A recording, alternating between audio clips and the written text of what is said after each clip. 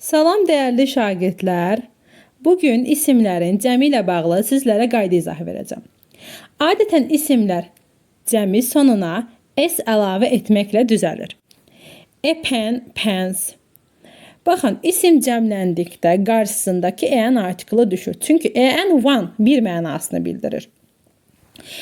Baxın, ikinci qaydamıza baxaq. Sonu s, ss, ch, th, x, o, z hərfi ilə bitən isimlər es əlavə etməklə cəmlənir. Misal üçün, a bus, buses, a glass, glasses, a bush, bushes, match, matches. Yəni, bu hərf birləşməsi ilə bitən isimlərə es əlavə olunur. Bəzi latın mənşəli sözlər o hərfi ilə bitsələr də cəm forması s ilə düzəlir. Misal üçün, a kilo, kilos, a zero, zeros, zo, zos. Yəni, normalda biz yuxarıda dedik ki, o ilə bitənə es əlavə olunur. Lakin bu latın mənalı sözlərə yalnızca s əlavə olunur. Qeyd. Bəzi sözlər cəmlənərkən həm s, həm es qəbul edirlər. Yəni, sonu o ilə bitən bəzi sözlər var ki, cəmlənərkən həm s, həm es qəbul edir. Misal üçün, a volcano, volcanoes, volcanies. Tornado, tornadoes, tornadoes. Buffalo, buffaloes, buffaloes. Yəni, həm s, həm es qəbul edir. Daha sonra baxırıq üçüncü qaydamıza. İngilis dilində 7 isim vardır ki, onların cəmi kökündəki saitin dəyişməsi ilə düzəlir. Yəni, biz onu cəmləyərkən kökündəki saitin dəyişməsi ilə cəmlənir. Yəni, qısaca şagirdlərin bildiyi kimi kökündən dəyişən isimlər adlanır bunlar. Baxın, a man, men. Yəni, baxın, a man təkidir, men cəmidir. Woman təkidir, woman cəmidir. Food, feed, tooth, teeth, goose, geese, louse, lice, mouse, mice. Yəni, biz bunların təkinin sonuna belə s əlavə etmirik. Birbaşa kökündən dəyişərək bunları cəmləyirik. Yəni, saitin tərkibindəki saiti dəyişərək biz bunları cəmləmiş oluruq.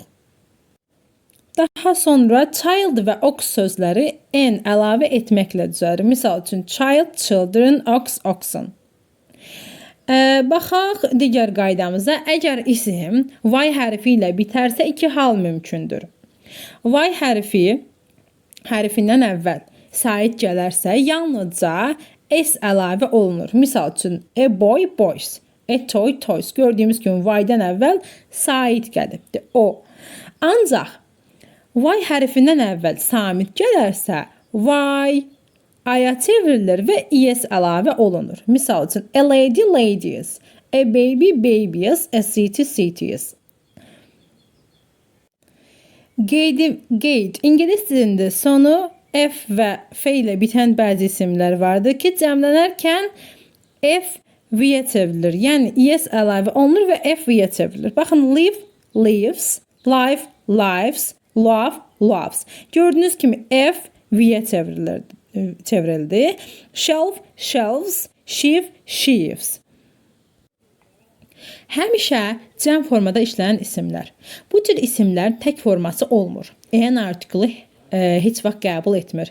Xəbəri həmişə are, were, have, become olur. Onlarla işlənən işarə əvəzlikləri də cəmdə olur. These, those. Cəmdə olan əvəzliklər they, them, theirlə əvəz olunur. Birdən böyük rəqəmlərlə işlənir. Yəni 2, 3, 6, 5 bu cür rəqəmlər qarşısında gələ bilir. Bu isimlər 3 kateqoriyaya bölünür. Baxın, birinci, 2 hissədən ibarət olan isimlər. Yəni, bunlara 2 taylı, 2 qulplu isimlər deyilir. Misal üçün, trousers, şalvar, jeans, jeans, glasses, eynək. Gördüyünüz kimi 2 hissədən ibarətdir də.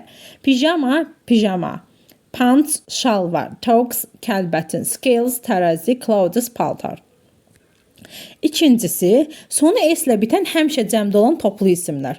Goods, mal-əmtə, stars, pilləkən, arms, silah, weights, maaş.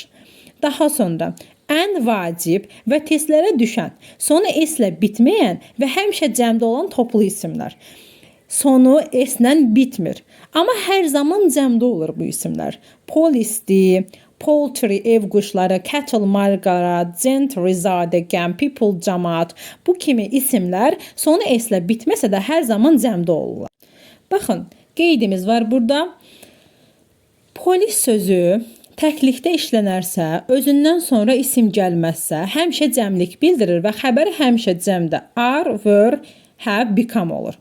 Lakin polis sözündən sonra isim gələrsə, yəni misal üçün man, woman, office, xəbər polis sözü ilə deyil, ondan sonra gələn isimlə uzlaşır.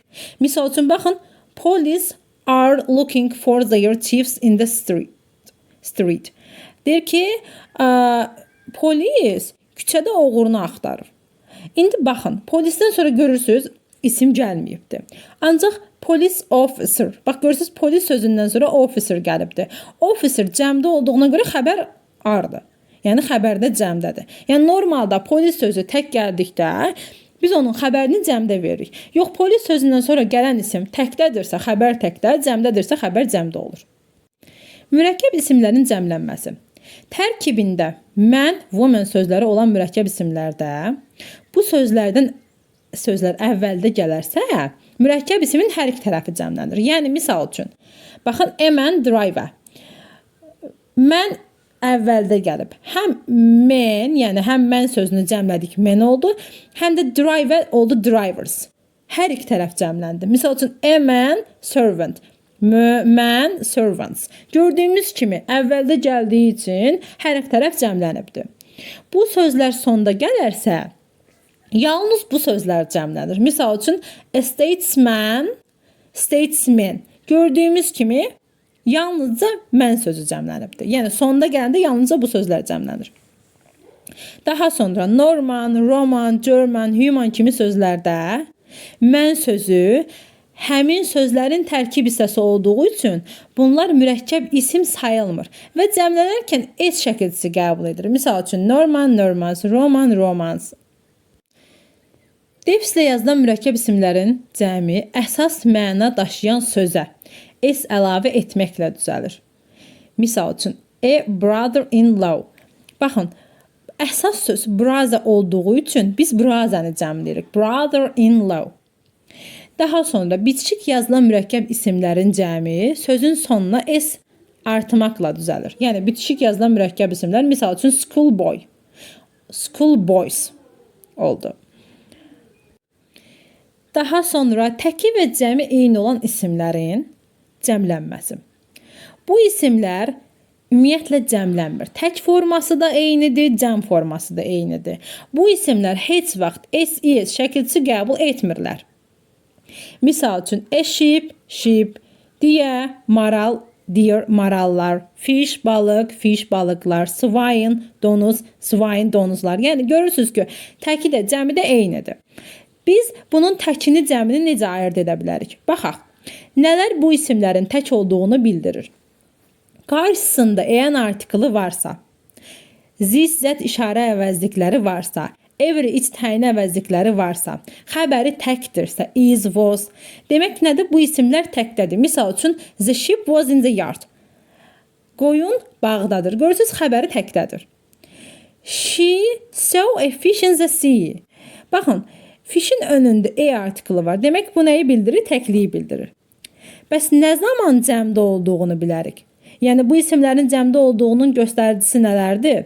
Qarşısında en artiklı gəlməzsə, qarşısında this, those işarə əvəzlikləri gələrsə, all, both təyin əvəzliklər gələrsə, xəbəri are, were, have, come olarsa, some, any qeyri-müəyyən əvəzlikləri gələrsə qarşısında, many, few, a lot of, several kimi təyin edicilər gələrsə, deməli bu isimlər cəmdədir. Misal üçün, the sheep in the yard. Baxın, xəbəri cəmdədir. Demək bu isim cəmdədir. I have many sheep.